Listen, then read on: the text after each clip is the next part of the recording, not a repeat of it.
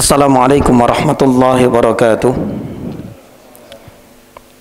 Innal hamdalillah nahmaduhu wa nasta'inuhu wa nastaghfiruh wa na'udzu billahi min shururi anfusina wa sayyiati a'malina.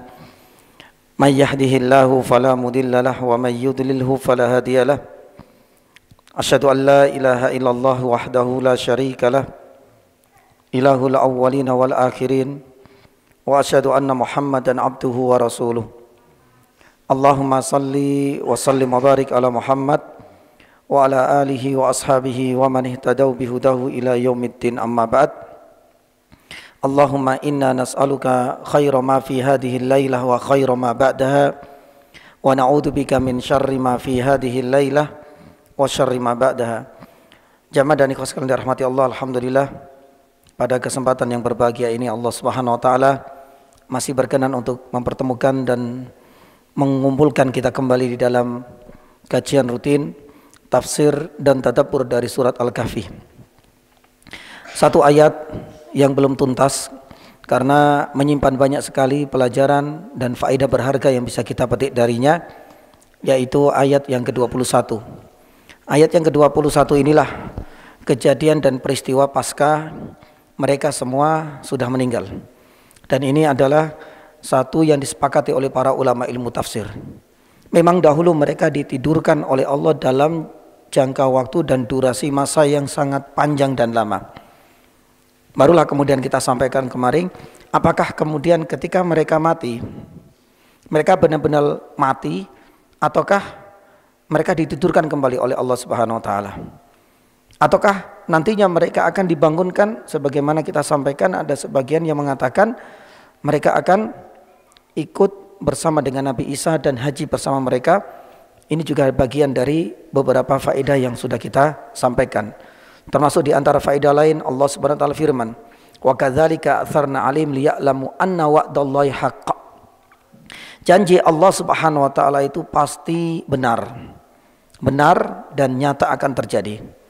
Itu berbeda dengan janji-janji yang kita sebagai manusia. Pun demikian, wa anna sa'ah wa kadzalika atharna alim liya'lamu anna wa'dahu wa anna sa'ata la raiba fiha. Bahwasanya hari kiamat, artinya manusia ketika akan dibangkitkan dari alam kubur, itu adalah sesuatu yang nyata dan itu tidak ada keraguan sama sekali. Maka dulu kita sampaikan bagaimana proses manusia itu akan dibangkitkan dari alam kuburnya. Apakah dengan ruh dan jasadnya, ataukah ruh saja tanpa jasad? Ya, inilah yang kemudian diperdebatkan di kalangan para ulama dan sudah kita bahas mengenai kelompok-kelompok. Ada yang mengingkari, ada yang kemudian meyakini tapi sebagian dengan sebagian yang lain, dan kita sebutkan pendapat yang sahih dari Ahlus Sunnah wal Jamaah. Ternyata jamaah, salah satu di antara id yatanaza'un di ayat ini, bainahum amrohum, ketika mereka ini silang pendapat, ketika mereka itu berselisih opini. Lah di sini para ulama ilmu tafsir, apa yang sedang mereka perselisihkan? Ternyata salah satunya adalah tentang hari kebangkitan. Apakah mereka semua dibangkitkan dengan ruh dan jasad ataukah dengan ruh yani saja? Subhanallah. Ini sebagai penuturan dari Imam Ikrimah dan insya Allah nanti kita akan sampaikan. Itu menjadi salah satu faedah yang akan kita lanjutkan. Saya lupa, sepertinya ini faedah yang kelima, ya, adalah yakni satu, apa yang sedang mereka perdebatkan, ya, id yatanaza'una bainahum amrahum. Kemudian nanti kita akan yang dibahas saja, qala alladziina ghalabu ala amrihim. Ini juga menjadi satu pembahasan yang hingga saat ini masih diperdebatkan, ya, orang-orang yang menguasai, apakah mereka adalah orang-orang mukmin yang menyuruh untuk membangun semacam apa? Masjid di atas kuburan para Ashabul Kahfi, ataukah mereka adalah orang-orang kafir sejatinya? Lah ini juga diperdebatkan di kalangan para ilmu yakni tafsir. Kemudian yang ketiga nanti kita akan bahas, kalau memang mereka sebenarnya sudah meninggal, lantas di manakah kuburan dan letak makam mereka? Ya, ini adalah yang berikutnya. Kemudian nanti kita akan bahas juga, jamaah yang dirahmati Allah, ayat ini sebenarnya dalil yang menunjukkan bahwasanya larangan keras membangun masjid di atas apa? Yani kuburan. Ya, baru nanti kita akan sampaikan tentang hukum syariat orang-orang terdahulu. Kenapa kita bahas yani syariat orang-orang terdahulu? Karena ada yang mengatakan sebagian kuburiyun ya itu menyatakan bahwasanya apa yang tercantum di dalam surat Al-Kahfi ini adalah bukti bahwa syariat masa lalu itu menjadi syariat kita. Syariat masa lalu salah satunya dalam kisah ini menurut mereka Ashabul Kahfi saja diapresiasi, dikultuskan sampai dibangunkan apa? Yani masjid. Ini dijadikan dalih oleh mereka. Maka berarti syariat masa lalu otomatis akan menjadi syariat kita. Kenapa kemudian membangun masjid ya di atas kuburan menjadi terlarang? Lawang ceritanya ada di dalam surah Al-Kahfi. Nah, bagaimana kita menyikapi syariat ya terhadap umat-umat terdahulu? Apakah lantas menjadi syariat 100% menjadi syariat kita? Nanti kita akan sampaikan. Pun demikian dengan yang terakhir yakni jamaah yang dirahmati Allah Subhanahu wa taala, kita akan membahas mengenai kronologi dan ini dikaitkan ya salah satunya oleh Syekh Mustafa Al-Adawi ketika membahas ayat ini, beliau sematkan sedikit mengenai ayat-ayat larangan hadis tentang tidak dibolehkannya membangun masjid di atas kuburan, bisa sebutkan. Dan hampir seluruh para ulama ilmu tafsir ketika membahas ayat ini disebutkan akan hal itu. Nah, nanti kita akan yang disebutkan termasuk di antara adalah kronologi, sebab dan asal muasal kenapa makam Nabi SAW yang saat ini kita lihat berada di dalam masjid. Dan ini yang seringkali dijadikan hujah bagi orang-orang yang menyatakan bolehnya ya membangun masjid di atas yakni kuburan. Karena tanpa kita melihat kronologi dan sejarahnya dan bagaimana sikap serta tanggapan dan komentar para saksi-saksi hidup kala itu, maka tak akan lengkap. Ya, maka tak akan yani bisa kita memahami ya sebuah proses yang begitu panjang hanya melihat apa yang nampak saat ini, itu nggak bisa dijadikan sebagai hujah. Nanti kita akan sampaikan. Mudah-mudahan waktunya cukup dan itu adalah beberapa hal yang akan kita yani sampaikan. Taib. Jamaah dirahmati Allah Subhanahu wa taala, yang pertama kalau nggak salah ini yang kelima ya. Masih ayat yang ke-21. Taib. Ada faedah yang kelima ya. Allah Subhanahu wa taala berfirman, "Id yatanaza'una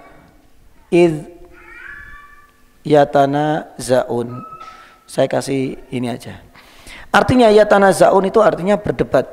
Pertanyaannya, apa yang mereka ya, artinya penduduk negeri tersebut, apa yang mereka perdebatkan?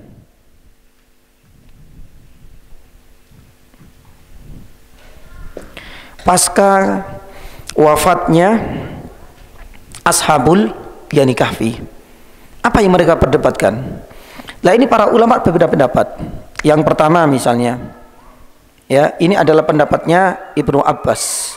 Ibnu Abbas itu mengatakan yang diperdebatkan itu adalah mengenai jenis bangunan di atas yakni kuburan Ashabul yakni Kahfi. Ini yang pertama. Karena sebagian mereka ada mengatakan qala alladziina ghalabu ala an nattakhidha 'alaihi masjidan.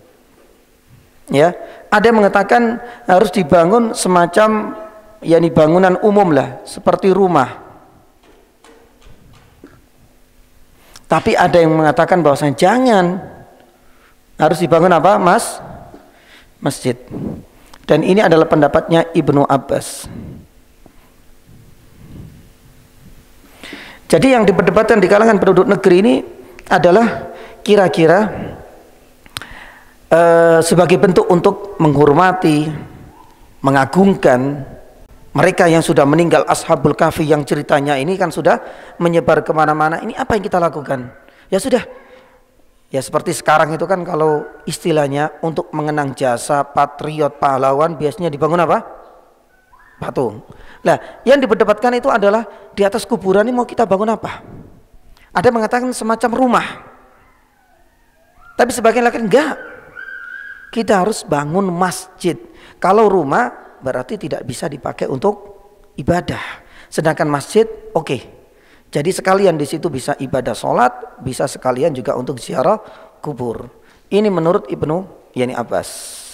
Tapi sebagian yang lain, ini yang kedua, ternyata dikaitkan dengan kalimat wa kadzalika a'tsarna 'alim liya'lamu anna wa'dallahi haq wa annas sa'ata la raiba fiha. Yang sudah kita bahas pada pekan yang lalu. Yang diperdebatkan itu adalah ya manusia setelah dibangkitkan. Ya, di antara penduduk negeri ada yang mengatakan bahwasanya manusia setelah dibangkitkan, karena kan di situ ada keyakinan wa annas sa'ah. Mereka semua akan dibangkitkan insyaallah. Tapi yang jadi perkara yang diperdebatkan apakah mereka itu dengan ruh plus jasad ataukah mereka akan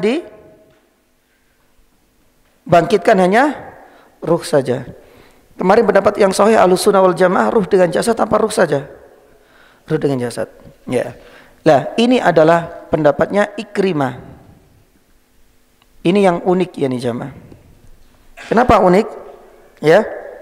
Karena Ikrimah ini adalah muridnya Ibnu Abbas.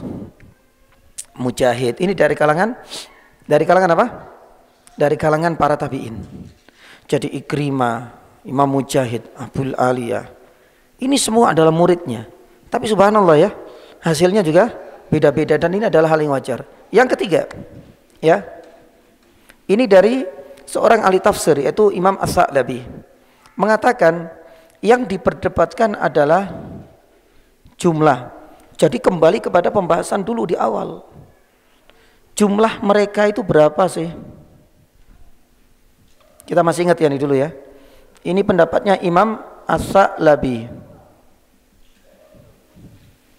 Sa'labi, ini seorang ahli tafsir. Mengatakan yang diperdebatkan itu bukan masalah bagaimana kita mengagungkan mereka setelah meninggal. Bukan yakni masalah manusia dibangkitkan itu ruh dengan jasad ataukah ruh saja. Ternyata yang diperdebatkan itu mereka itu adalah jumlah mereka berapa sih? Ya, apakah 7 bersama dengan anjing? Lah itu nanti ayat yang ke-22 insyaallah. Ya, mungkin pertemuan selanjutnya. Apakah mereka itu jumlahnya 9 ataukah mereka jumlahnya 6? yakni plus anjingnya? Ini masih diperdebatkan oleh mereka. Idh yatanaza'un. Ya. Yang keempat tidak disebutkan, ya, hanya saja di dalam kitab yakni Zadul Masir, Imam Ibnul Jauzi menyebutkan ada yang diperdebatkan itu adalah masa mereka ditidurkan.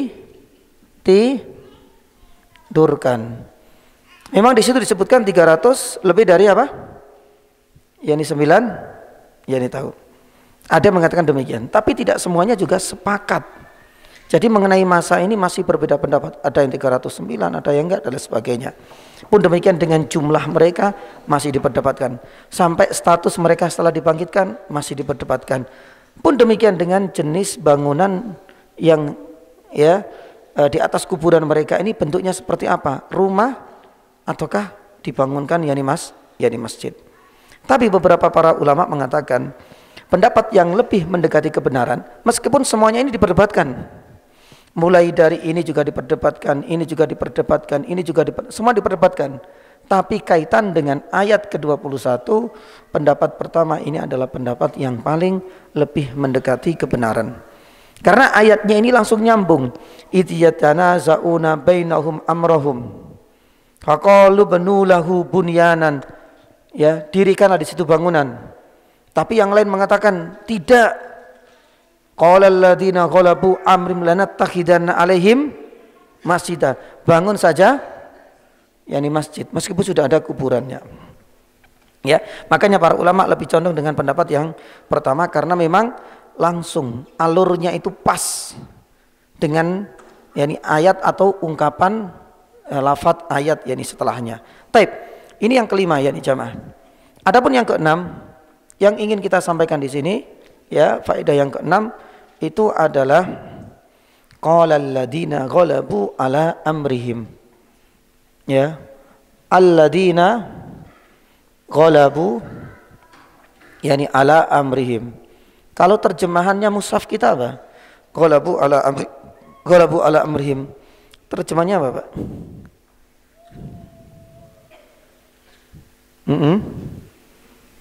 Terjemahnya dulu. Orang yang Taib. Lah, orang yang berkuasa, siapakah? Taib. Orang yang berkuasa itu. Ini ada dua pendapat. Yang pertama mengatakan bahwasanya mereka adalah orang-orang siapa? Orang-orang kafir. Sedangkan pendapat yang kedua itu adalah orang-orang muslim. Artinya orang-orang mukmin. Nah, kenapa kita sampaikan hal ini? Ya, karena memang pendapat ini kata Ibnu Katsir rahimahullah taala itu memang menjadi pendapat yakni dua pendapat yang sudah masyhur di kalangan kitab-kitab tafsir, termasuk diantaranya adalah Ibnu Jarir at-Tabari itu sampai tidak bisa merojihkan manakah pendapat yang lebih mendekati kebenaran. Karena tatkala mereka mengatakan qalal ladzina ghalabu ala amrihim, orang-orang yang berkuasa, pertanyaannya mereka kafir ataukah yakni mukmin? Taib. Orang yang berkuasa mintanya apa? Qalal ladzina ghalabu ala amri la takhidanna alaihim masjidah. Bangunkanlah di atas kuburan mereka masjid. Nah, di sini kemudian muncul dua pendapat di karangan para ulama tafsir. Ada yang mengatakan mereka adalah orang-orang kafir. Kenapa? Mereka bukan orang mukmin. Karena Nabi SAW di dalam sebuah riwayat, siapapun yang ingin membangun masjid, yakni di atas kuburan, ya, itu adalah sejelek-jelek manusia. Ya. Dan ini ada di dalam sabda Nabi SAW, nanti bisa dirangkum. Dahulu Nabi SAW kan mendapatkan keluhan, laporan dari dua istri Nabi SAW, yaitu Ummu Habibah dengan Ummu Salamah yang pernah berziarah ke negeri Habasyah. Terus di sana ketemu apa? Gereja, tempat ibadah. Ternyata di tempat ibadah itu di dalamnya ada apanya? Ya, ini kuburan lah ini. Ya, masjid atau tempat ibadah tapi di dalamnya ada kuburan. Dilaporkan kepada Nabi SAW. Karena di kota Madinah nggak ada seperti itu. Kuburan bagi ya sudah terpisah. Masjid Nabawi ya masjid untuk sholat. Ini hal yang aneh dan menjadi pengalaman baru. Mereka balik ketemu dengan Nabi SAW melaporkan, ya Rasulullah, kita pernah berziarah ke sana, kita temukan ada yang janggal di sana. Ternyata kuburan-kuburan yang diyakini sebagai kuburannya para nabi di Ethiopia, di Habasyah, itu pasti akan dibangun masjid. Apa jawaban Nabi SAW? Ulaika hum syirarul khalqi yaumal qiyamah. Sesungguhnya manusia yang paling jelek, manusia yang paling buruk, bahasa kita, manusia yang paling durhaka. Berarti para ulama ada yang menyebut mereka adalah orang-orang kafir. Itu adalah orang-orang ketika para nabi, orang-orang soleh meninggal, mereka langsung bangunkan apa? Ya, di masjid. Ya, ada yang mengatakan yang demikian. Ini pendapat yang pertama. Pendapat yang kedua itu adalah mukmin atau muslim. Apa alasannya? Ya, karena permintaan orang yang berkuasa ini akan dibangunkan apa? Masjid. Dan masjid itu identik dengan orang yakni muslim. Maka ketika sang penguasa mengatakan sebagai bentuk kita menghormati Ashabul Kahfi, bangunkan masjid. Berarti orang yang faham betul tentang bangunan ibadah namanya masjid, besar kemungkinan mereka adalah orang muslim. Ya, kalau seandainya mereka orang kafir mungkin dengan bentuk yang berbeda. Kalau seandainya mereka itu ahlul kitab, besar kemungkinan bukan masjid yang dibangunkan. Subhanallah. Terus bagaimana kita menyikapi hal ini? Karena ini adalah dua sisi yang ya sangat kontra sekali. Satu mengatakan kafir, berat ini. Satu mengatakan yani mukmin. Sampai Ibnu Katsir rahimahullah taala mengatakan, ya, pendahulu beliau seorang ahli tafsir, Ibnu Jarir at-Tabari, dan ini dianggap sebagai kitab tafsir paling awal ketika dibukukan. Itu sampai juga mengatakan dua hal ini tanpa ditarjih. Manakah yang lebih sahih, manakah yang lebih mendekati kebenaran? Mereka yang berkuasa ini ketika meminta bangunkan masjid, mereka orang kafir? Mungkin barangkali bisa diterima orang kafir karena dia adalah orang-orang mukmin, maka bangunkan masjid ini untuknya. Tapi ada yang mengatakan bahwasanya dia orang mukmin, itu dibiarkan tanpa ada murajjih. Tapi Ibnu Katsir rahimahullahu taala lebih condong bahwa ya mereka adalah orang-orang muslim mukmin, tapi mereka adalah orang-orang yang memang tidak apa? Yani tidak beriman secara sempurna. Ya. Nah, ini jamaah yang dirahmati Allah Subhanahu wa taala. Ibnu Katsir. Tapi sebagian yang lain ada mengatakan tetap yani kafir. Kenapa demikian? Karena ghalabu ala amrihim. Kalau dikaitkan dengan penguasa dari masa ke masa, hampir seluruh penguasa sampai para nabi ketika diutus kepada para penguasa negeri, rata-rata bisa dipastikan para penguasa mereka adalah orang-orang kafir. Wallahu taala alam bisawab. Makanya ini kita tidak tahu ya, karena memang manakah yang lebih dekat yakni dengan kebenaran, karena ada yang melihat sebagaimana di dalam surat Al-A'raf Allah Subhanahu wa taala firman, qalal mala'u min qaumihi, ketika para penguasa, artinya orang-orang yang dianggap tokoh masyarakatnya di zamannya Nabi Nuh itu adalah orang-orang kafir. Zamannya Nabi Ibrahim tokoh-tokoh masyarakatnya juga orang Musa, apalagi siapa? Fir'aun, ya. Hampir ini semuanya. Maka di sini ada mengatakan yang kafir juga wajar dan itu bisa diterima. Allahu taala alam bisawab. Saya nggak bisa merojikan karena beberapa ulama itu hanya menyebutkan, tapi kemudian ya dibiarkan begitu saja, tidak disebutkan kalimat atau ucapan atau pendapat yang lebih yakni sahih. 6, yang ketujuh yakni jamaah. Kita ingin sedikit yakni mengulang. Mereka kan sudah meninggal. Ya. Tapi yang jadi masalah di sini adalah di manakah yakni kuburan mereka. Dan ini pernah kalau nggak salah kita sampaikan, ini sedikit sudah membahas lebih dekat dengan kuburan. Di manakah yakni kuburan mereka? Imam Ibnu Katsir dalam kitabnya Bidayah wa Nihayah itu juga sama. Karena memang tidak ada data yang valid. Dia mengatakan di Ninawa. Ninawa itu adalah daerah dan kaumnya Nabi Yunus. Ada yang mengatakan yakni tidak. Ya, ada di daerah Balqa. Balqa itu daerah Syam, daerah Palestina. Ya. Ada yang mengatakan enggak di tempat yang lain. Itu pun tidak ditarjih oleh Ibnu Katsir dalam kitabnya Bidayah wa Nihayah. Tapi secara umum ada beberapa klaim dari para ulama pun demikian dengan para sejarawan hingga saat ini. Tapi semuanya juga tidak didukung oleh data yang valid. Tapi paling tidak ini sebagai bentuk gambaran. Yang pertama ada yang mengatakan di Gunung Epesus. Epesus itu ada di daerah Turki. Ya, di sana memang ada sebuah bukit Epesus dan ada gua. Dan ini yang diyakini oleh mereka. Turki masuk benua apa? Eropa, jauh ternyata. Yang kedua, ada yang meyakini tidak, di gua di Palestina. Ya. Palestina. Berarti ada di daerah Syam. Taib. Ya dulu. Ada yang mengatakan tidak. Saat ini tidak di Palestina, tapi ada di daerah Amman atau Jordania.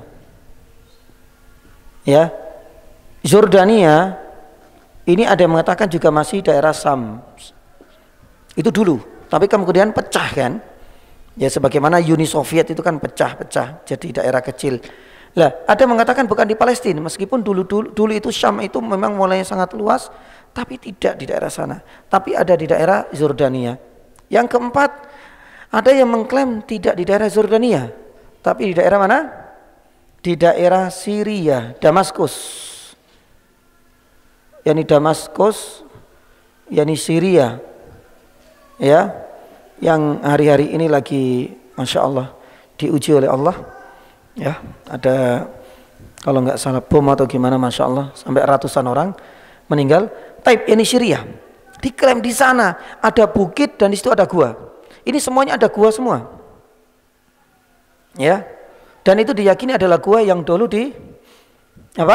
ditempati oleh Ashabul Kahfi. Ada yang sampai mengatakan di Sekan di Navia Utara. Ya, ini jauh ini lagi. Allah Ta'ala alam bisawab. Sampai kadang-kadang ini, ya kok banyak banget tempatnya berbeda-beda. Seandainya dalam satu negara kemudian beda tempatnya masih mending. Ini jaraknya jauh-jauh. Ada yang di Turki, ada yang di Palestina.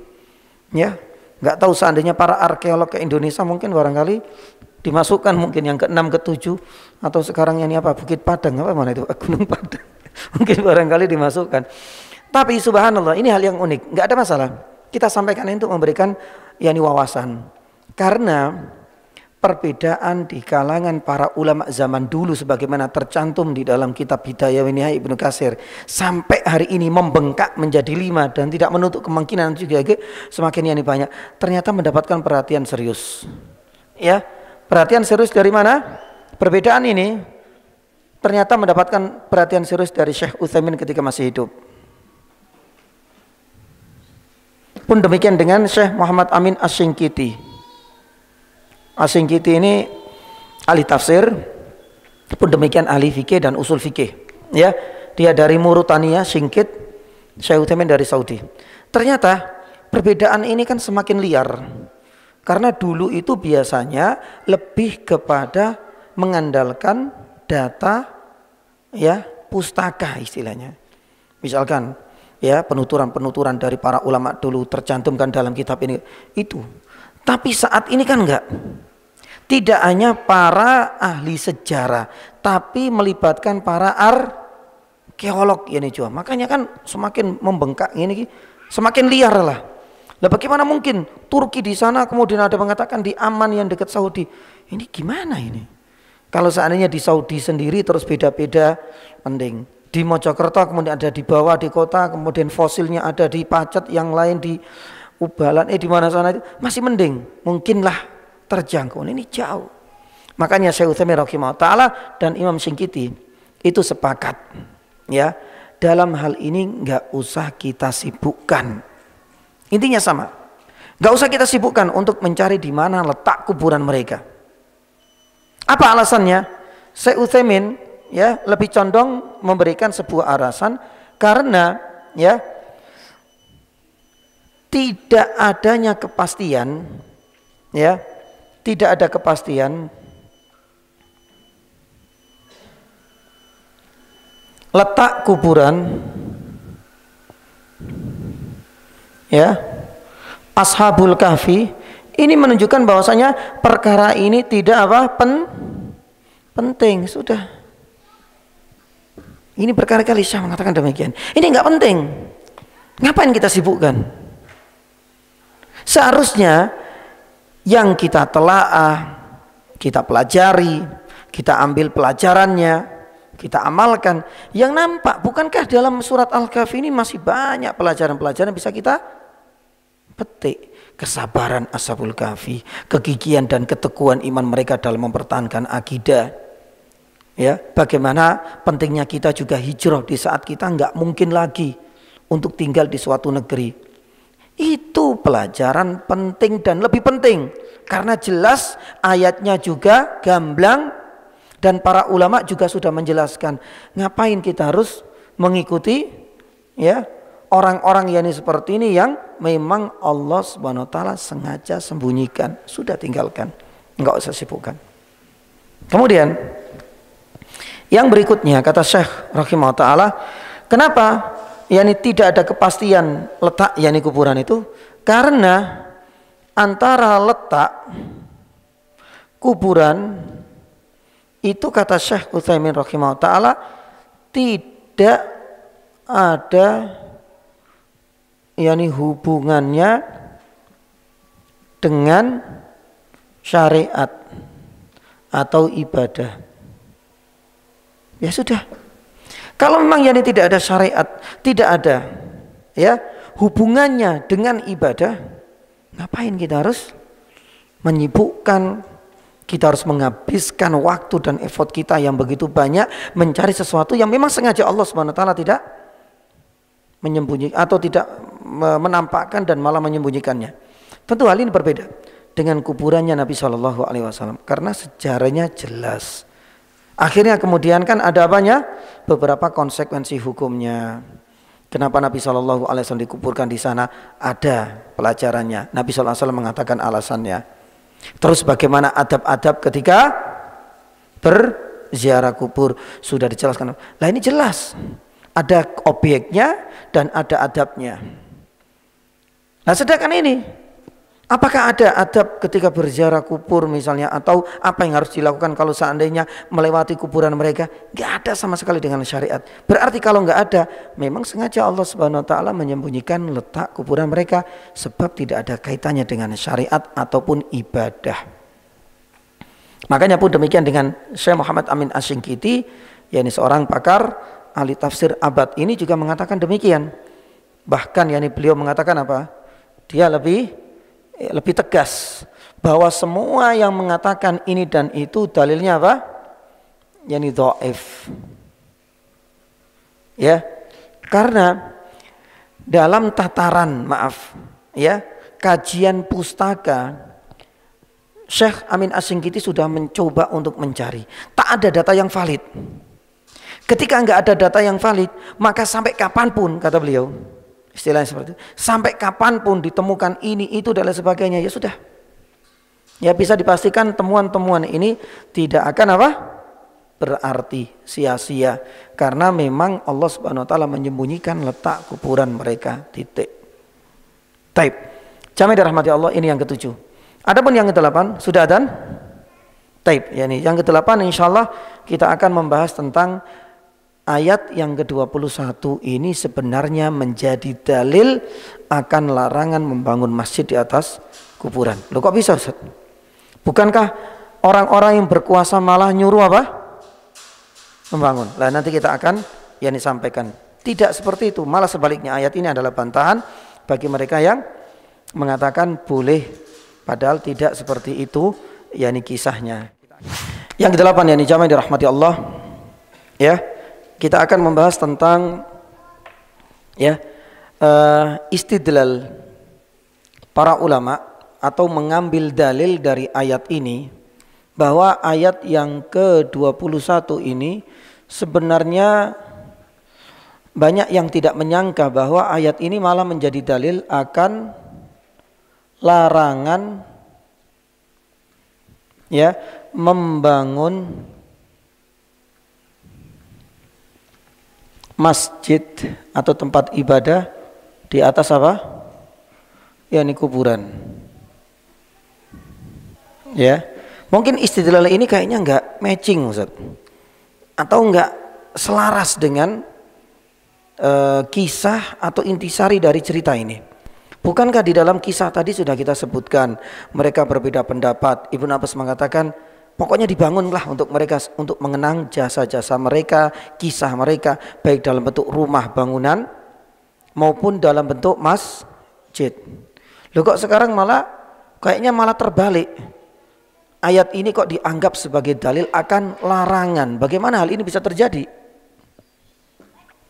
Ya. Nah inilah dijawab oleh para ahli tafsir. Ada beberapa alasan jamaah. Kenapa ayat ini menjadi apa? Larangan. Alasan yang pertama. Karena ayat ini itu cerita. Ayat ini yakni hanya kisah yakni saja. Dan yakni bukan untuk melegitimasi ya bolehnya membangun masjid di atas kuburan. Tentu hal ini untuk menyesuaikan hadis. Jadi ini Allah Subhanahu wa taala sedang bercerita. Cerita ini adalah tentang kisah masa lalu, yaitu umat-umat terdahulu. Jadi kisahnya, jadi jangan melihat sebuah kisah kemudian dianggap sebagai apa? Hukum, sebagai dalil. Ini juga salah. Ya sama juga lah terhadap ayat-ayat yang sudah dimansuh, ya misalnya boleh khomer, di dalam Al-Quran ada khomer loh, gak bisa. Boleh zina, karena di dalam Al-Quran ada kalimat zina, ini ngawur kan. Ini juga sama. Allah Subhanahu wa taala sedang bercerita masa lalu, umat terdahulu, kisah Ashabul Kahfi, mulai dari awal ayat kedua, 3 sampai ayat 20 ketika mereka itu bangun lagi, kemudian mereka diwafatkan. Lah, kemudian setelah mereka wafat Ashabul Kahfi, penduduk negeri bingung diapakan ini. Ada yang mengatakan bangunlah sebuah rumah, bangunlah masjid.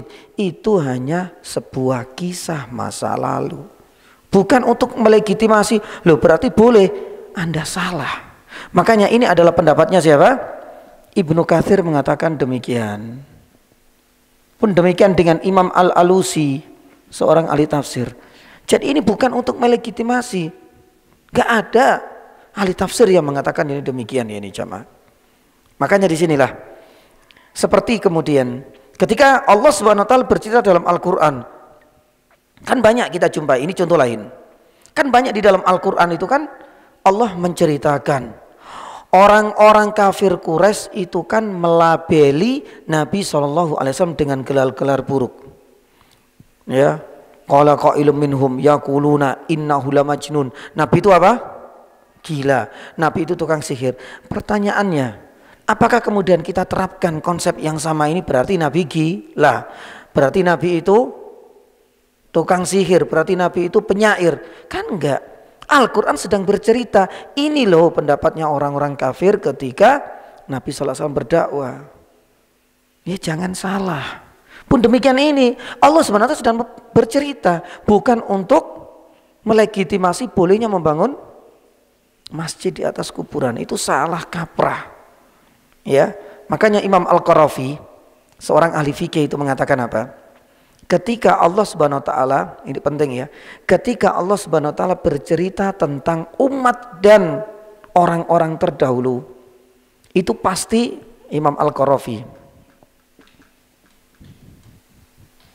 Ya. Itu ketika ini berkaitan yakni dengan kisah umat yakni terdahulu. Dia mengatakan, setiap kisah di dalam Al-Qur'an benar gak? Pasti. Nah, ketika ada kisah di dalam Al-Quran, itu pasti nyata terjadi. Terus apa sih faedahnya? Pasti akan memuat ini dua hal. Kata Imam Al-Qarafi, ada kalanya itu adalah pelajaran baik untuk kita, ya, agar kita contoh. Ada kalanya itu adalah pelajaran yang buruk untuk kita agar kita jauhi. Cuma itu saja. Ya. Makanya kalau seandainya di dalam Al-Qur'an ya, Allah Subhanahu wa taala membahas kisah nabi yang paling banyak diulas. Kisah nabi siapa? Musa dengan lawannya siapa? Fir'aun. Fir'aun kan banyak kisahnya di situ. Lah, kita harus sadar, satu, kisah ini pasti nyata, ya kan? Yang kedua, kira-kira apa yang bisa kita petik dari pelajaran Fir'aun? Contoh baik atau contoh buruk? Buruk. Kedurhakaan dia, menentang Nabi, mengaku sebagai seorang Tuhan. Agar kita menjauhi, jangan sampai kita meniru dia. Itu pelajaran Imam Qarafi. Setiap kisah di dalam Al-Quran pasti nyata dan pasti memuat satu di antara dua. Pelajaran baik untuk orang beriman ataukah yakni pelajaran buruk agar kita yakni menjauhi. Ketika Nabi Shallallahu Alaihi Wasallam ya dikisahkan yakni jamaah dirahmati Allah tentang perjuangan Nabi Shallallahu Alaihi Wasallam untuk yakni apa? Mendapatkan banyak sekali keistimewaan. Salah satunya apa? Dalam perang Badar. Dalam perang Badar Nabi SAW bersedih, iya. Tapi akhirnya Allah Subhanahu Wa Taala kemudian menurunkan ayat Idyuhi Rabbuk. Ketika Allah Subhanahu Wa Taala mewahyukan besok engkau akan mendapatkan surplus tambahan militer tentara dari bangsa apa? Yani malaikat. Fasabbitul ladina amanu. Kira-kira ini pelajaran baik ataukah pelajaran buruk yang bisa kita petik dari yang kisah ini? Pelajaran yang baik. Salah satunya apa? Adalah teguh, kuat dalam mempertahankan apa? Yani keimanan. Dengan arti lain, orang-orang yang beriman tidak akan dibiarkan oleh Allah Subhanahu Wa Taala. Pasti akan diberikan kemudahan dan jalan keluar, terutama di saat-saat terjepit darurat seperti yang dialami oleh Nabi Sallallahu Alaihi Wasallam. Seperti itulah yang kita melihat sebuah cerita atau kisah yang ada di dalam Al-Quran. Yang kedua, yakni jamaah dirahmati Allah.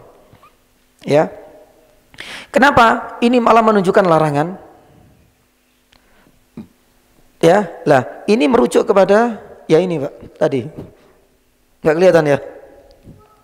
Ya, karena penguasa ya. Ini sudah seakan-akan jadi apa ya? Jadi kaidah oleh sebagian ulama. Penguasa yang dihadapi oleh orang yang beriman itu selalu adalah orang-orang apa? Yani kafir. Gitu loh. Ya. Dan berarti orang-orang kafir itu pemikirannya, keyakinannya, akidahnya, kepercayaannya pasti apa? Sesat. Ya. Maka disinilah kaidah itu ada di dalam surat Al-A'raf, yakni misalnya ayat yang ke-60. Ini ceritanya Nabi Nuh alaihissalam, bahwa Nabi Nuh itu harus berhadapan dengan tokoh masyarakat dan rata-rata penguasanya itu adalah kafir. Dan ketika orang-orang kafir ini otomatis sesat,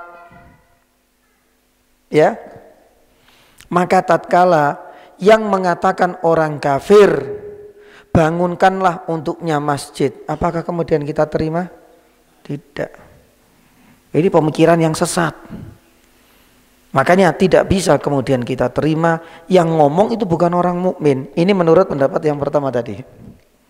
Ya, kalau seandainya orang kafir sudah mengatakan demikian, ya sudah, nggak usah digugui istilah seperti itu. Berarti ini berlainan dengan keyakinan dan akidah kita bahwa kuburan tidak boleh dibangun masjid. Dan yang ketiga ini yang paling kuat, ya, ada beberapa hadis. Ya, Dr. Soleh As-Sindi hafidhahullah ta'ala, kapan itu? Hari ini ya Pak ya? Hari ini di mana? Istiqlal ya? Di Istiqlal ya? Kalau di Masjid Al-Akbar Pak? Itu Syekh Ibrahim ya. Kalau Syekh Soleh Sindi sepertinya di Masjid Al-Istiqlal ya. Nah, Syekh Soleh Al-Sindi itu punya kitab yang sangat bagus. Dia memang guru besar dalam ilmu akidah di Jamiah Islamiyah. Kebetulan kalau nggak salah hari ini ada tablik akbar, ya, ada kerjasama antara atas kedutaan Saudi, pun demikian dengan Kementerian Agama semeterinya. Lah, ada tablik akbar. Beliau punya kitab yang sangat bagus. Al-Jawabu ala Syubha. Jawaban atau bantahan terhadap syubhat orang-orang yang masih meyakini bolehnya membangun masjid di atas kuburan. Lah, beliau di dalam kitab itu menyebutkan ada sekitar 7 hadis yang sahih, di mana hadis sahih itu menyebutkan semuanya larangan. Larangan Nabi Shallallahu Alaihi Wasallam, hadisnya sahih semua. Larangan tidak bolehnya seorang muslim itu membangun masjid di atas kuburan siapapun. Ya. Maka kalau kita lihat berarti ini selaras semua, terutama dengan yang ini. Berarti Al-Quran ada kesesuaian, ada keselarasan dengan hadis.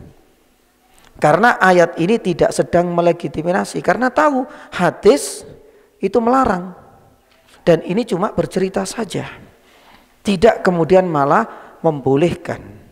Sedangkan yang kedua ini sebagai penguat bahwasanya yang ngomong menurut pendapat yang pertama tadi itu adalah orang kafir. Kalau orang kafir ya sudah nggak usah digugu karena keyakinannya sesat. Yani seperti itu. Lah, jamaah dirahmati Allah Subhanahu wa taala, ini adalah faedah yang ke-8. Sebenarnya ada faedah yang keempat. Ya, ada yang faedah yang keempat yang nanti kita akan jadikan sebagai apa? Yani sebagai faedah yang ke-9. Apa itu yani jamaah? Ya. Ya. Ini yang terjadi pada masa lalu ya. Syariat ya, umat terdahulu, ada yang mengatakan itu kan syariat umat terdahulu, membangun masjid di atas kuburan. Para ulama mengatakan bukan menjadi syariat untuk siapa? Kita. Lah ini ada yang mengatakan demikian. Jadi bantahannya ada yang 4 mengatakan ya wis lah, kita anggap ketika penguasa itu ingin membangunkan masjid untuk mereka, anggap saja itu syariat masa lalu. Tapi syariat masa lalu kan tetap disaring, diverifikasi lagi, difilter oleh syariat apa? Syariat kita. Maka disinilah ada sebuah kaidah, syariat umat terdahulu itu bukan menjadi syariat kita, yakni bila apa? Bila apa? Menyelisihi, Masya Allah. Yani menyelisih syariat kita. Pertanyaannya, menyelisih enggak dengan syariat kita kalau seandainya itu syariat masa lalu? Jelas, karena apa? Menyelisih hadis. Atau syariat masa lalu bukan syariat kita kalau sudah mansuh. Itu sudah dimansuh, itu menjadi salah satu apa? Kaidah. Atau mungkin barangkali yang ketiga ya nih jamaah, apa itu? Kalau seandainya syariat itu tidak didasarkan yakni wahyu, tapi hanya didasarkan pada ucapan-ucapan pemimpin mereka atau terhadap ayat yang sudah dirubah. Satu contoh ya misalnya, kita tahu di dalam kitab Injil kan ada beberapa ayat-ayat yang sudah diapakan? Ya dirubah. Salah satunya adalah syariat bolehnya makan babi, saat ini ada. Pertanyaannya, lah ini kan syariat masa lalu Ustaz. Apakah otomatis menjadi syariat kita? Tidak. Satu, karena menyelisihi, iya.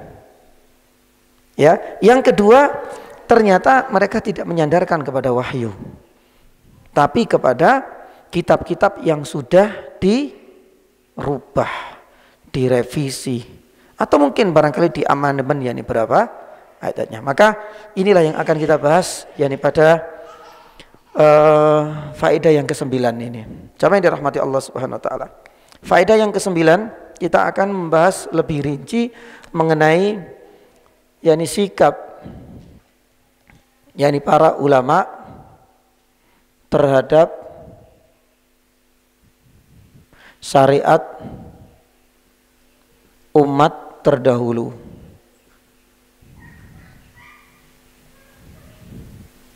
Ya, bagaimana kita menyikapinya ya nih jamaah?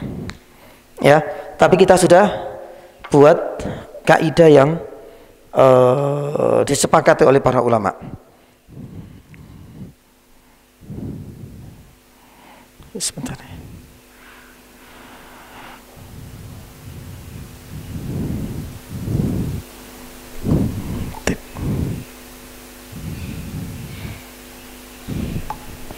Nah, ada 3 pendapat ini jamaah. Pendapat yang pertama mengatakan bahwasanya ini semua ya ini jamaah. Ini kita jadikan sebagai yakni acuan bahwasanya ya syariat ya umat terdahulu ya, kalau seandainya kita balik itu sama menjadi syariat kita, asalkan apa? Asalkan sesuai yakni dengan yakni syariat kita ya, atau tidak, atau belum dimansukh, atau mungkin ya yang ketiga memang didasarkan pada wahyu. Artinya wahyu itu belum direvisi. Baik. Karena kita akui ya jamaah dirahmati Allah, dan ini adalah pendapatnya jumhur, pendapat yang pertama, mulai dari mazhab yakni apa? Hanafiyah, Malikiyah, sampai sebagian besar mazhab Syafi'iyah, pun demikian Hanabilah, semuanya lebih condong kepada pendapat yang pertama. Jadi syariat umat terdahulu itu menjadi syariat kita, tapi dengan syarat yakni satu, sesuai dengan syariat yakni kita. Ada kesesuaian, tidak menyelisihi. Ya, satu contoh yakni misalnya yakni jamaah tentang syariat yakni haji. Itu kan sudah zaman dahulu, sudah ada. Ya. Karena memang yakni haji itu sudah diletakkan oleh dasar-dasarnya oleh Nabi Ibrahim. Tidak dimansukh. Salah satunya adalah khitan atau yakni sunat. Ya. Karena dari dulu sampai sekarang itu nggak dimansukh sama sekali. Ya. Dan yang kedua dengan atau yang ketiga itu masih belum direvisi. Yaitu ayat-ayat yang ada di Injil atau di dalam kitab Taurat itu kan ada yang masih murni. Maka disinilah yakni jamaah dirahmati Allah, yakni perlu kiranya kita jadikan sebagai rujukan, dan kita katakan berarti ketika belum direvisi dan itu benar, dan itu memang menjadi kalam dan ucapannya Allah Subhanahu wa taala yang diturunkan kepada Nabi Musa atau Nabi Isa, berarti itu adalah syariat kita. Salah satunya apa? Tanda-tanda kenabian. Tanda kenabian itu banyak ya nih jamaah. Ya, misalnya dulu pernah kita sampaikan ya tanda-tanda kenabian pada Rasulullah SAW. Ya, ini salah satu contohnya misalnya adalah tanda-tanda kenabian Rasulullah SAW itu, ya ini maaf, akan diutus dari saudaranya Bani Israel. Berarti tidak akan dari jalur Nabi Ishak, tapi dari jalurnya saudaranya. Berarti Nabi Isa. Itu sudah dijelaskan oleh para kristolog ya ini kita. Ya, termasuk diantara adalah keumian Nabi SAW. Ini sudah dijelaskan. Salah satunya juga disebutkan adalah Bakkah. Karena Bakkah itu adalah nama kunonya Makkah. Bahkan di dalam Al-Quran, ya, itu Bibakkah, itu masih pakai yani Bakkah. Dan masih banyak lagi. Berarti ya, ketika itu memang wahyu dari Allah dan itu masih tercantum dalam syariat yang mereka, maka otomatis itu menjadi syariat yang kita. Nanti kita akan sebutkan. Yang kedua, jamaah dirahmati Allah, ada yang mengatakan bahwasanya syariat umat terdahulu itu bukan, ya, tak kasih tanda seperti ini ya, bukan syariat kita. Ya, mereka menolak 100%. Jadi syariat mereka ya untuk mereka, masanya sudah apa? Berlalu. Syariat kita ya otomatis dimulai dari siapa? Rasulullah SAW. Maka nggak usah diusik dengan mereka. Kalau dibilang ya lebih radikalnya itu berarti syariat mereka itu adalah sesat semua. Yahudi sesat ya ini semua, nggak ada benarnya. Nasrani sesat ya ini semua, nggak ada ya ini benarnya. Ya syariat yang benar yang mulai Nabi SAW menyampaikan wahyu kepada kita hingga beliau wafat. Ya, mereka juga punya beberapa dalil. Salah satunya yang dijamah dirahmati Allah Subhanahu Wa Taala, di antara dalil mereka menurut pendapat yang kedua ini Nah, pendapat kedua ini ada orang-orang Mu'tazilah, itu ada masuk di situ. Tapi nggak semuanya, karena ada beberapa ulama-ulama juga ikut masuk dalam pendapat yang kedua. Simpel ini saja. Salah satunya mereka mengatakan syariat Islam yang dibawa oleh Nabi SAW itu bukannya apa? Fungsinya salah satunya apa? Menghapus syariat sebelumnya. Ya, berarti otomatis menurut mereka sudah nggak usah kita lirik, nggak usah kita lihat, abaikan saja. Karena fungsi syariat kita itu adalah syariat yang apa? Menghapus. Jadi sudah dihapus mereka. Nggak usah kemudian kita pelajari, kita telah lagi, itu nggak ada. Ya, pun demikian. Di antaranya jamaah dirahmati Allah Subhanahu wa taala. Ya, ada beberapa dalil, saya sebutkan dua saja insyaallah. Rasulullah sallallahu alaihi wasallam itu ya selalu menunggu wahyu. Coba kita lihat. Apa korelasinya dengan syariat masa lalu? Nabi SAW kalau tidak tahu selalu nunggu wahyu. Kalau seandainya syariat masa lalu itu boleh dijadikan syariat kita, menurut mereka pasti Nabi SAW gak harus terlalu lama menunggu wahyu. Pasti langsung apa? Pasti langsung buka Taurat, buka Injil. Barangkali ada di situ syariat yang bisa dipakai oleh Nabi. Itu dalilnya mereka. Tapi kenyataannya kan enggak. Nabi SAW selalu menunggu wahyu dan tidak kemudian melirik, melihat atau membongkar-bongkar ayat-ayat di dalam Injil maupun di dalam hadis. Kata mereka, pendapat yang kedua, ini bukti kalau tidak usah lagi kita mempertimbangkan status dan keberadaan syariat masa lalu karena dianggap sesat semua. Masih banyak dalil tapi kita langsung masuk ketiga saja. Yang ketiga ini abstain, Pak. Kalau abstain itu artinya apa? Dalam bahasa fikih itu tawakuf. Abstain itu artinya ya tidak mau apa? Beropini, tidak mau berspekulasi. Artinya ya sudah, saya nggak punya dalil, mending saya diam dan saya tidak bicara. Kalau memang ada dalilnya saya ngomong. Tapi masalah ini nggak ada dalilnya, jadi abstain, nggak ke kanan, nggak juga ke kiri, nggak ikut golongan A dan juga tidak ikut golongan B. Ini adalah pendapat yang ketiga.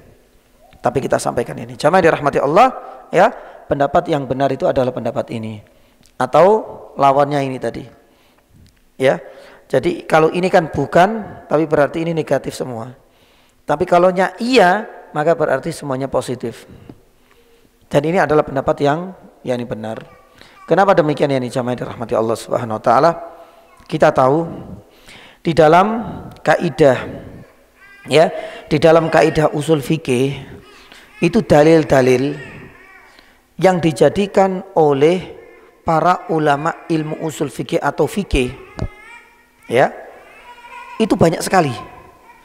Ada urutannya, ada yang dalil muttafaq yang disepakati dan ada yang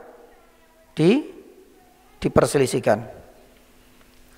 Jadi ya pendapat yang kuat itu yang ini ya. Karena apa ya nih jamaah dirahmati Allah? Memang itu termasuk dalil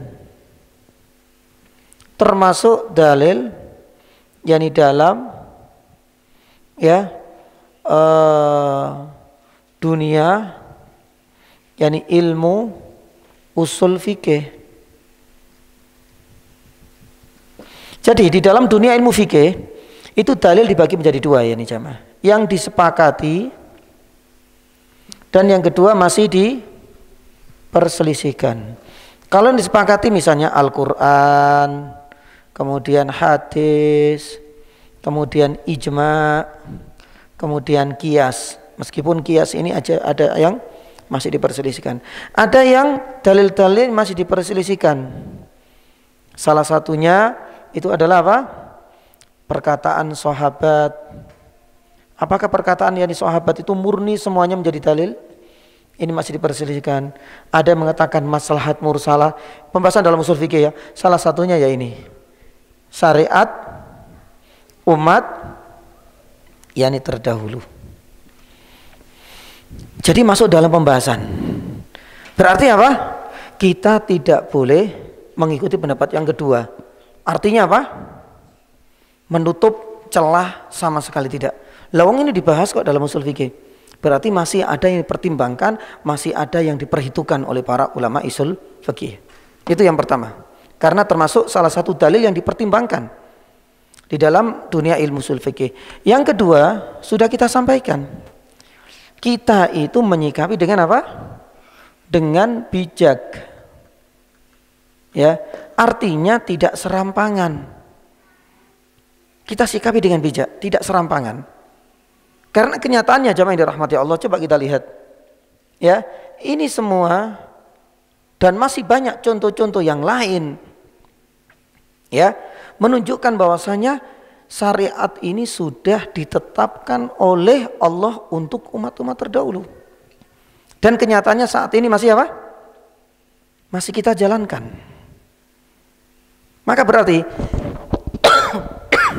kita tidak bisa kemudian berpihak kepada pendapat yang kedua. Kalau pendapat yang kedua itu menutup celah, ya ini enggak ada. Bahkan Nabi SAW, ya, salah satu contohnya bagaimana kebijakan Nabi SAW dalam menyikapi umat-umat atau syariat terdahulu, syariat yang terdahulu, ya kita harus bijak. Salah satu bentuk kebijakan yang kita apa? Dengan syarat, artinya bersyarat. Syaratnya apa? Ya ini 1, 2, 3. Artinya kita juga bijak di dalam menyikapi syariat terdahulu dengan syarat. Jadi kita itu tidak menerima apa adanya los. Kita juga yang tidak mengingkari secara total, mutlak, tidak. Tapi kita dengan bijak menyikapi hal ini. Di antara contoh dan bukti ya, selain haji, sunat dan lain sebagainya, ini adalah contoh untuk memperkuat. Ya, Nabi SAW itu pernah wudhu. Ya, 3-3 itu artinya apa? Membasuh tangan 3, sampai sini 3, muka juga 3, kaki juga 3. Nabi SAW kemudian mengatakan apa? Ya, yani hadza wudu'i ka wudu'i, ya, al-mursalina, yani qabli. Coba Nabi SAW. Nabi SAW bijak. Kalau memang itu syariat dan itu sudah ditetapkan ya di zaman dahulu, Nabi SAW juga memuji. Ketika berwudu 3-3, berarti kalau kita tarik wudu ini sudah disyariatkan sejak siapa? Para nabi. Karena Nabi SAW mengatakan apa? Kenapa sih? Karena ada yang tanya, kenapa Rasulullah sholat wudunya kok 3-3? Cara seperti inilah wudu persis dengan wudunya para nabi sebelumnya dahulu. Nabi SAW yani bijak. Jadi tidak los menerima semua, juga tidak yani apa? Menolak. Kenyataan Nabi SAW masih menerima. Baik. Contoh yang lain selain ini, supaya untuk memperkuat tinggal 2, masih banyak contoh yang lain. Itu adalah ju'alah.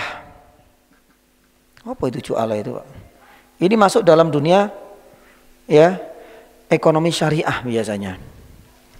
Ya, ju'alah itu artinya memberikan imbalan. Yani imbalan ya dengan syarat. Ju'alah ada di dalam surat Yusuf. Surat Yusuf ayat coba sih 72 apa 27 Pak, coba sih. Waliman jaa bihi himlu ba'iri wa ana bihi yani zaim. 27 apa 72 Pak? Surat Yusuf. Itu berapa? 72. Oh, barangkali 27 mungkin. 27.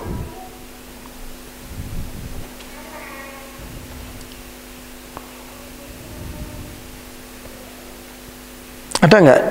Pas di penutup ayatnya waliman jaa himlu ba'ir wa ana bi zaim.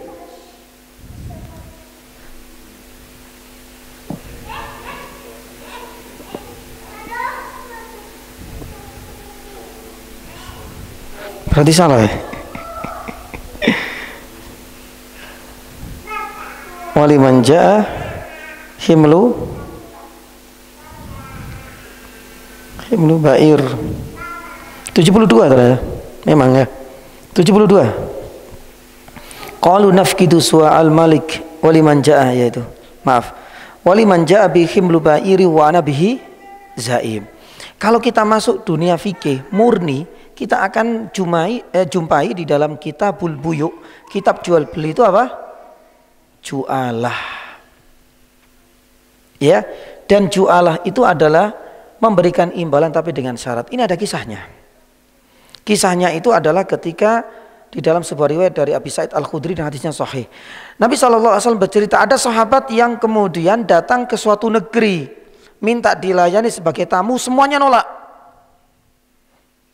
Qadarullah kala itu ternyata ada pemimpin kaum tersebut disengat oleh hewan. Akhirnya kemudian si sahabat ini mau dan siap untuk mengobati dengan bacaan apa? Surat apa? Al-Fatihah. Taib. Lah ini kan akhirnya kemudian mengajukan karena di awal nggak mau melayani sebagai tamu, orang musafir. Ya ini perlu kan kemudian ya ini butuh apapun, tapi mereka menolak. Giliran ketika tokoh masyarakatnya ada mengatakan itu adalah pemimpin kaum tersebut itu disengat, ada mengatakan kalajengking atau hewan yang atau punya bisa. Akhirnya dia menawarkan diri, ya saya siap, tapi saya punya syarat. Kalau seandainya saya coba untuk mengobati dan sembuh, saya minta imbalan apa? Imbalan kambing. Subhanallah, dibacakan surat Al-Fatihah, gak lama sembuh, ya sudah dikasih. Kisah ini dibawa kepada Nabi SAW. Ya Rasulullah, tadi A sampai Z diceritakan. Nabi SAW tidak melarang. Ini namanya ju'alah. Tapi kalau kita masuk dalam dunia fikih, ini kan hadis. Ada enggak ju'alah di dalam Al-Quran? Ada. Dalam kisah Nabi Yusuf. Pertanyaannya, kisah Nabi Yusuf ini masuk syariatnya Nabi SAW apa Nabi umat terdahulu? Umat terdahulu. Tapi masih dijadikan dalil oleh para ulama ilmu fikih bolehnya ju'alah. Dan itu sudah ada sejak zamannya Nabi Yusuf alaihis salam. Ya seperti itu. Dan masih banyak lagi sebenarnya. Ya, salah satunya, nah ini boleh, ini terakhir ya. Contoh yang terakhir, boleh mahar dengan manfaat. Manfaat itu istilahnya itu adalah dengan jasa. Jadi tidak harus dalam bentuk apa? Materi yang terlihat, uang, properti, ya. Tapi bisa dengan manfaat. Lah ini ada di dalam surat Al-Qasas. Nah ini ayatnya 27 karena kebalikannya. Boleh mahar dengan manfaat. Ini kisahnya Nabi siapa? Satu contoh ya misalnya ya. Saya pengen nikah dengan putri bapak, tapi saya nggak bisa memberikan ya mungkin barangkali properti, rumah berserta perabotnya, atau mungkin mobil mewah, tapi saya siap untuk mengabdi jaga tokonya jenengan selama 10 tahun. Ternyata calon mertuanya mengatakan siap, jadi nggak digaji, ya. Tapi hasil yang dari gajinya itu sudah diwujudkan sebagai bentuk mahar, bekerja di tempatnya selama 2 tahun 3 tahun. Para ulama mengatakan hal ini diperbolehkan, tidak harus dengan bentuk materi. Atau Pak, saya pengen menikahi putri jenengan, saya nggak punya uang, saya nggak punya materi, saya siap untuk ngajarkan putri jenengan baca Iqra 1 sampai 6 misalnya. Berarti ini kan dalam bentuk manfaat, jasa. Ternyata setuju, ya wis. Berarti bisa diterima. Lah, ternyata kalau kita runtut, ini kan diceritain Nabi Yusuf ya. Runtut ada di dalam surat Al-Qasas. Pertanyaannya jamaah yang dirahmati Allah. Kisahnya Nabi siapa ini? Nabi Musa.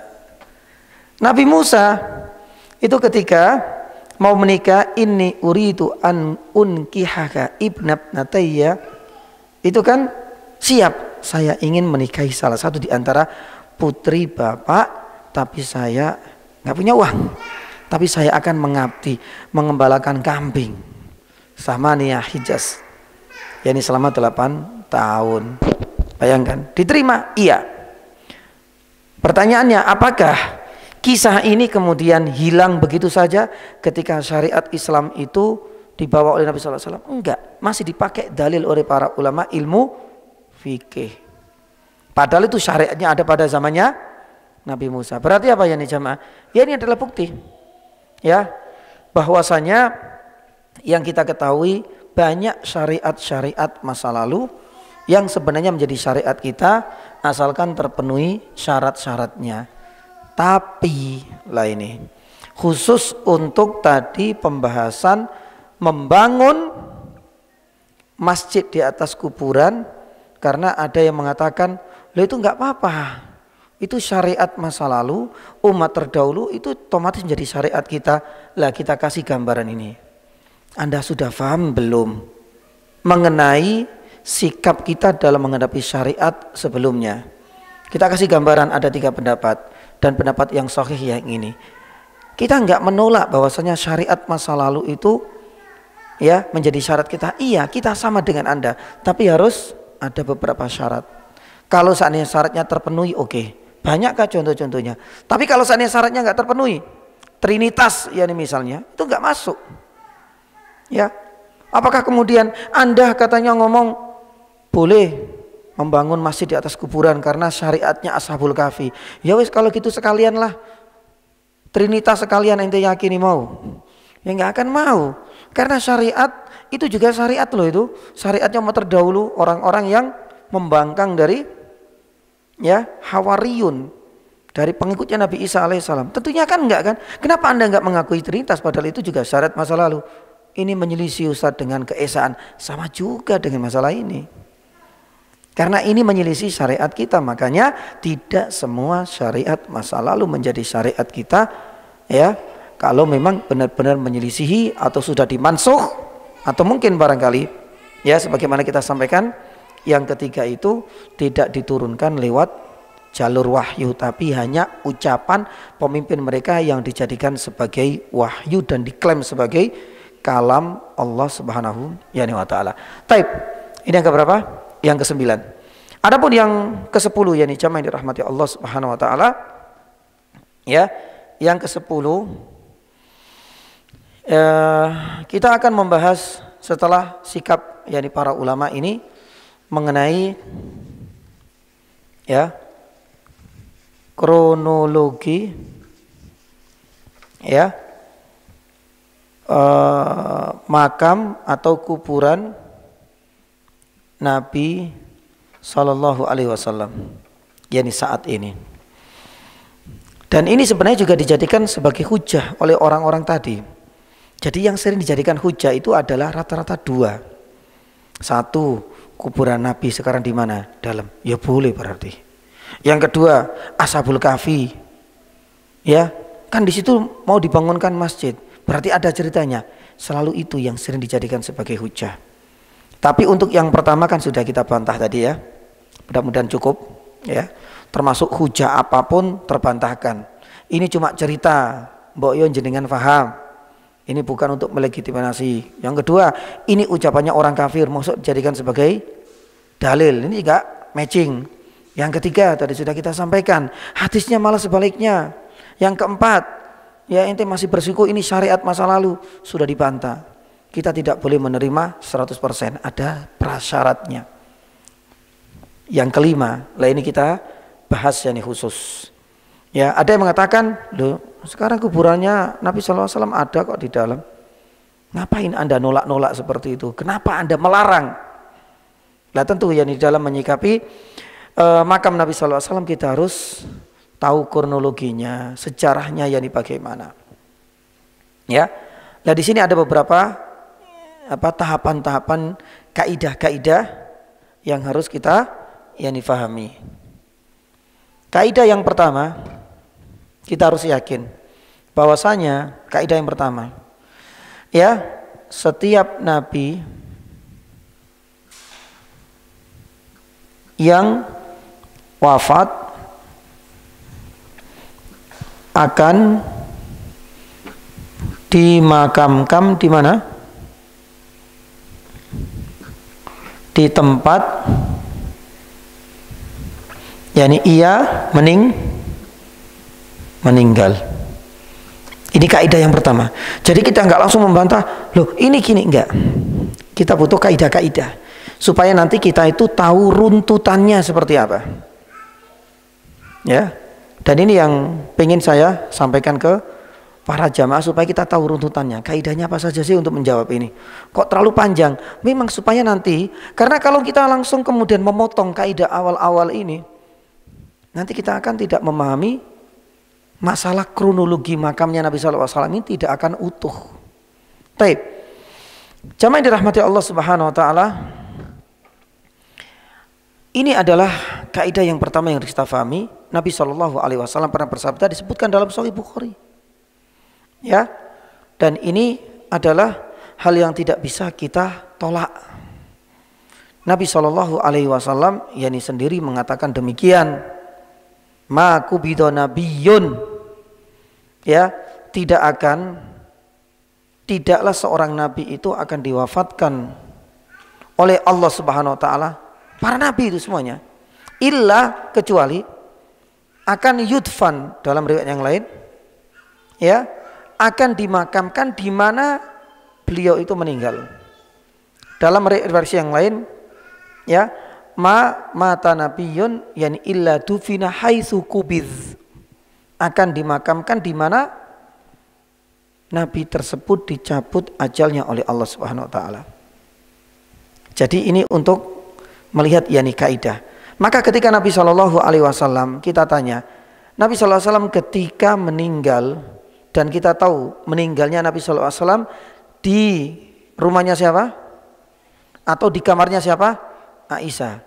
Saya tanya, apakah Nabi SAW makamnya pernah dibongkar, dipindahkan? Enggak, karena memang di tempat itulah Nabi SAW dulu meninggal. Itu yang pertama. Yang kedua, Nabi SAW kan dulu sudah ada kuburan baqi. Sudah ada kuburan baqi belum? Ya sudah ada. Tapi Nabi SAW itu pernah ngomong, kenapa tidak dimakamkan di kuburan baqi? Kaidah yang kedua, yakni tidak dimakamkan di baqi, ya, selain alasan yang pertama, padahal baqi dengan rumahnya Nabi SAW jauh apa dekat? Dekat apa jauh? Masjid Nabawi, baqi di sini, ini rumahnya Nabi SAW. Nggak jauh ya nih jamaah. Tapi kenapa? Ya padahal nggak jauh. Kalau seandainya baqi itu mungkin, ya maaf, di daerah yang dekat, misalnya daerah Makkah ya misalnya, mungkin ya sudah kejauhan nih seperti itu. Ya, karena ada kekhawatiran kata Nabi SAW itu akan kekhawatiran, ya, khawatir